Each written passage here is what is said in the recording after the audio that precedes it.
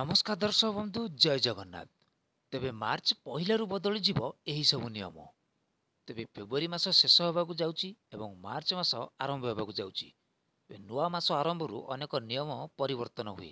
सेपरि 1 मार्च 2025 रु अनेक बड़ नियम परिवर्तन होबाकू जाउची।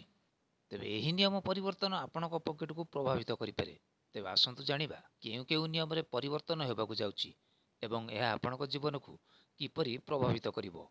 तेबे संपूर्ण अपडेट जानिया पूर्व वीडियो को लाइक करंतु, शेयर करंतु, कमेंट करंतु। आम चैनल को सब्सक्राइब करी पाखर थिया बेल आइकन को दबाई दियंतु जहा फल रे एमती लेटेस्ट अपडेट आपण माने सर्वप्रथम देखि परिबे। तेबे डेरी न करी आसन देखिबा संपूर्ण अपडेट कोन रहिछि।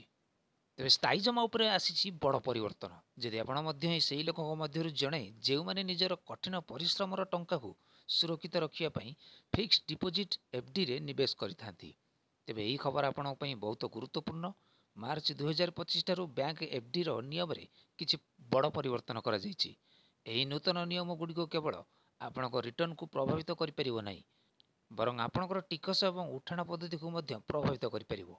तेणु जदि आपण भविष्यत रे एफडी करिबा को भाबुचंती तेबे एही परिवर्तन गुडी को बुझिबा आपनक पई लाभदायक साब्यस्त हेबो। तेबे एफडी ऊपर सुध हार रे परिवर्तन आपनको जणाई देउछु जे मार्च 2025 ठारू बैंक गुडिक एफडी ऊपर सुध हार रे किछि परिवर्तन करिसेंती।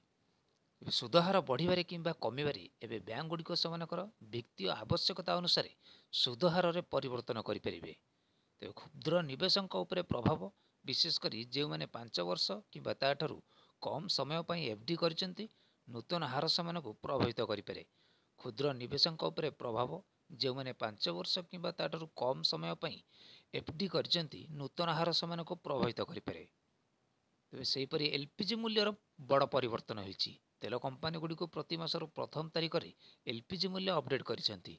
एपरि परिस्थिति रे आपण मार्च 1 2025 सकाळे सिलिंडर मूल्य रे परिवर्तन देखि पारंती। संशोधित मूल्य सकाळ 6 रे प्रकाशित होई पारे।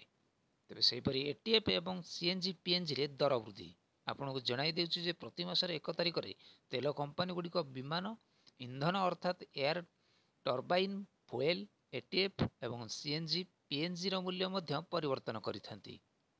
सेहीपरि यूपीआई कारोबार रे बड़ परिवर्तन 1 मार्च 2025 ठारू यूनिफाइड पेमेंट इंटरफेस यूपीआई रे कारोबार सहित जड़ित एक बड़ परिवर्तन हेबो।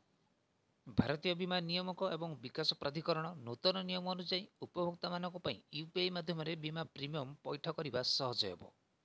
तेबे संपूर्ण अपडेट आपण मानक किपरि लागिला कमेंट बॉक्स रे आपनकर मतामत दियंतु। आम चैनल को सब्सक्राइब करी पाखर थे बेल आइकन को दबाई दियंतु जहा फल रे एमती लेटेस्ट अपडेट आपण माने सर्वप्रथम देखि परिबे।